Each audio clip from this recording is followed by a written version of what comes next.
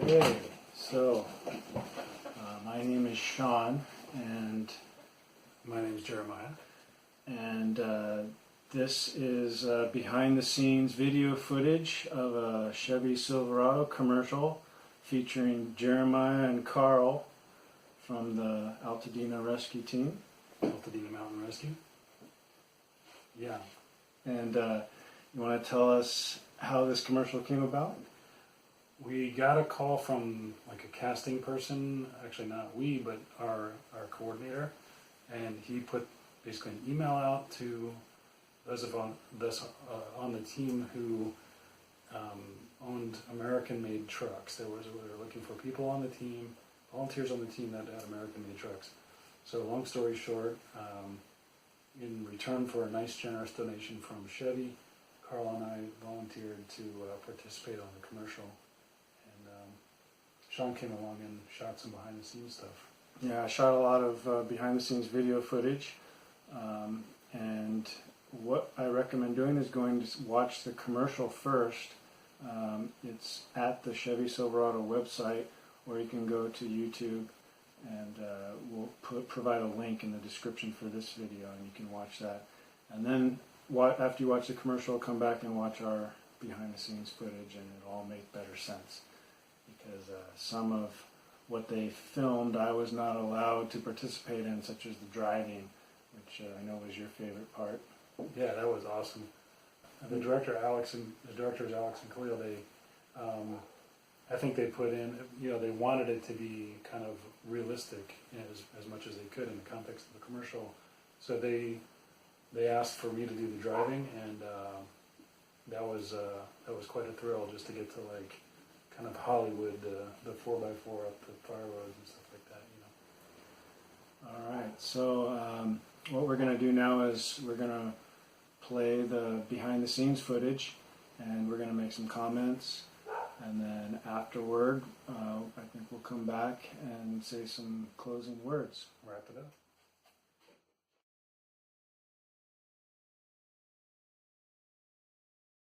And this was just like shooting the breeze. We were talking. Actually, they were really impressed by you because they were like, "Have you ever been to this place? Have you ever been to that place?" Oh, and yeah. I'm like, "Look, they just dumped all my shit on the counter. They didn't. It looks like I'm totally disorganized." Like That's hilarious. all my stuff dumped out like you pulled it out of a box, which you kind of basically did. They had this set dresser who dressed your workshop up. They wanted to shoot quote unquote inside my garage, but I'm like, I don't think you want to shoot inside my garage. How about I send you a picture of my shed?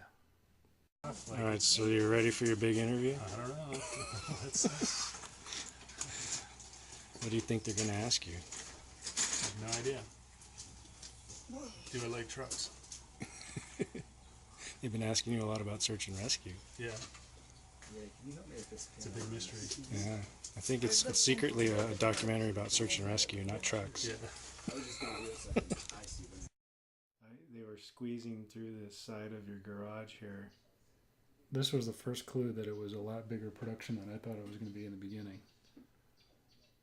They only showed up in one van, and they all piled out kind of like a clown car, And then little by little, they started bringing more stuff and more stuff.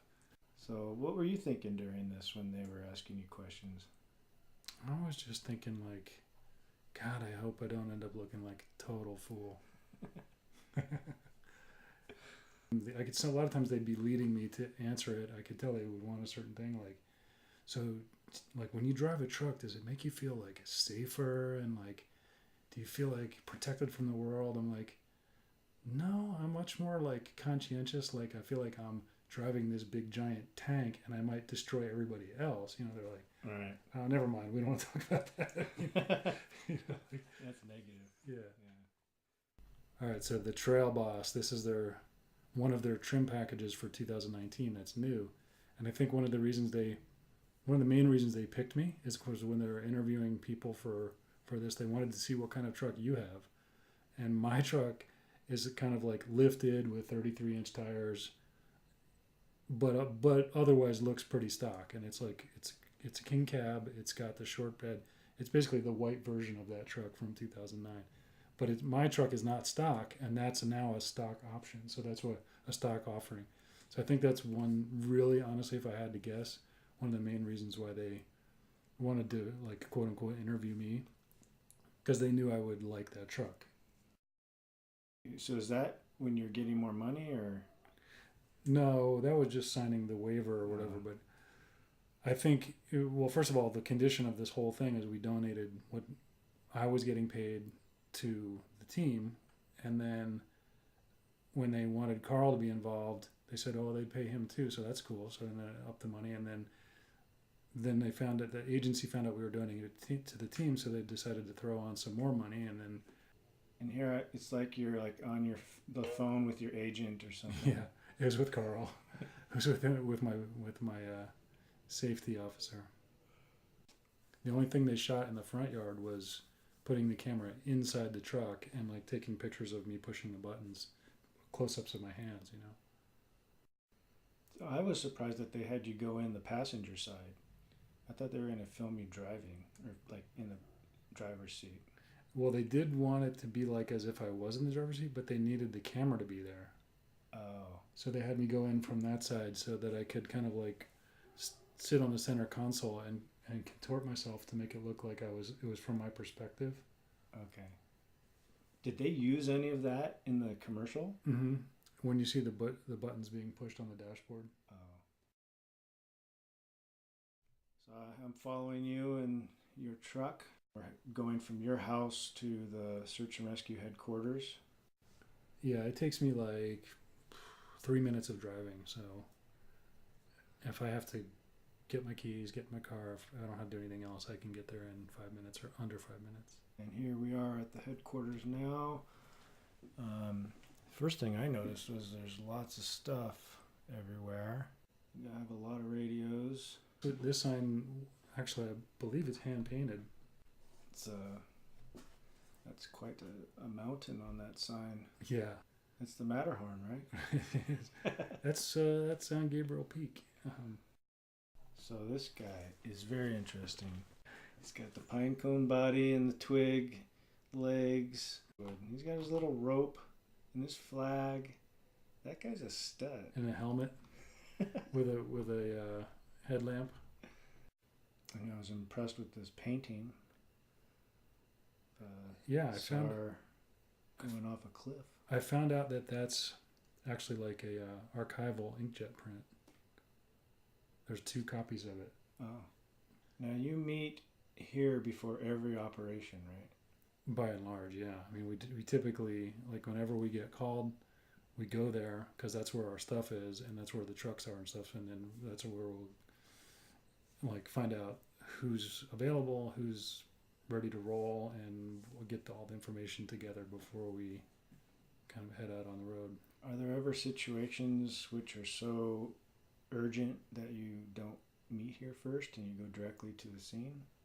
Not really, because we don't keep our gear at home.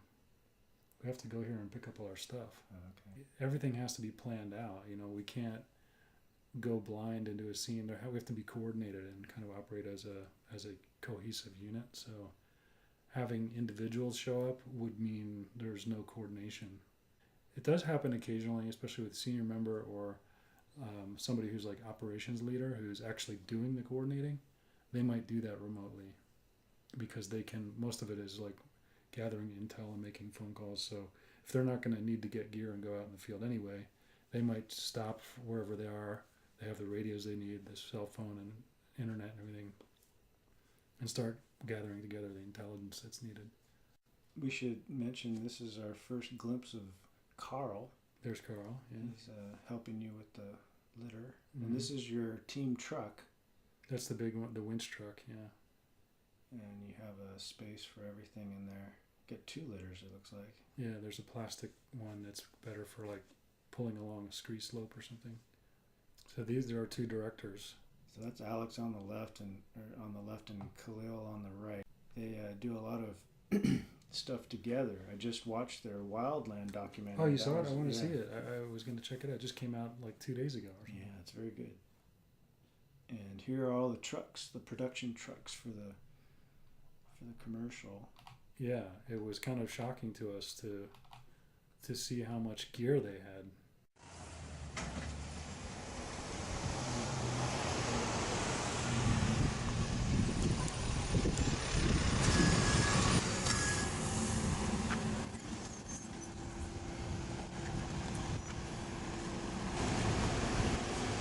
It's the 2019 red version of my truck. This is what they've done. Trail miles. What's yours called? Trail follower. You think you could drive this road? Yeah. Sure. Give me that red truck. Here you're arriving at the Garden of the Gods location. In Chatsworth.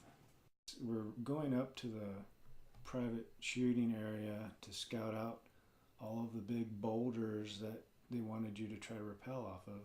Yeah, and they had to be in a private area to shoot on a weekend because they don't get permission for any state or federal parks for commercial purposes during the weekend because it's reserved for people to enjoy. And look at all that gear.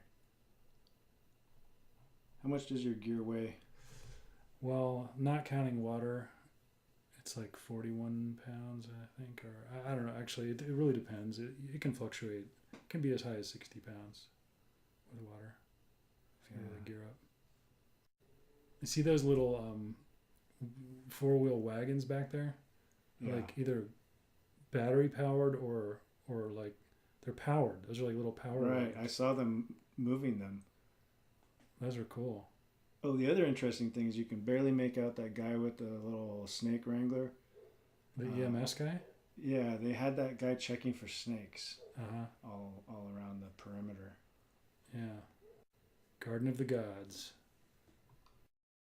So here you are hiking up to the rocks. Man, I think this was the most exciting thing, passing the camera yeah. up to the guy on top of the rock.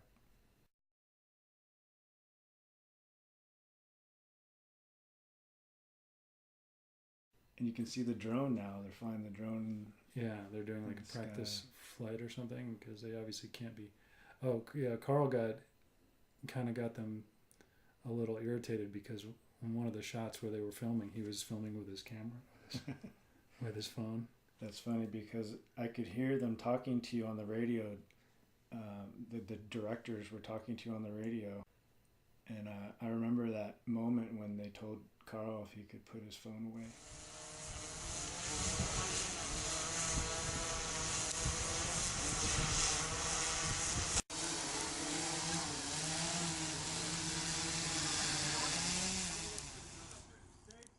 They did the drone test flights several times. They wanted you to come off the rock at a specific time. Mm-hmm. Oh, right as the camera was going past at a certain point. Right.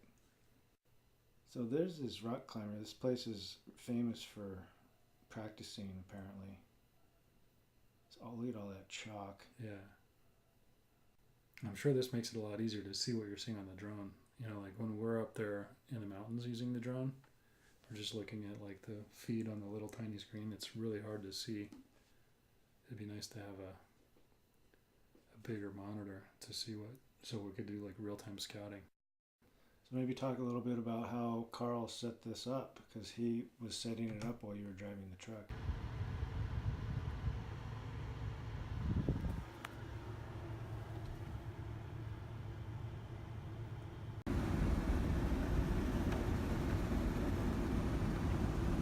Oh yeah, this was a really cool setup because even though he had the time and the equipment, he decided to basically do a hardwareless anchor.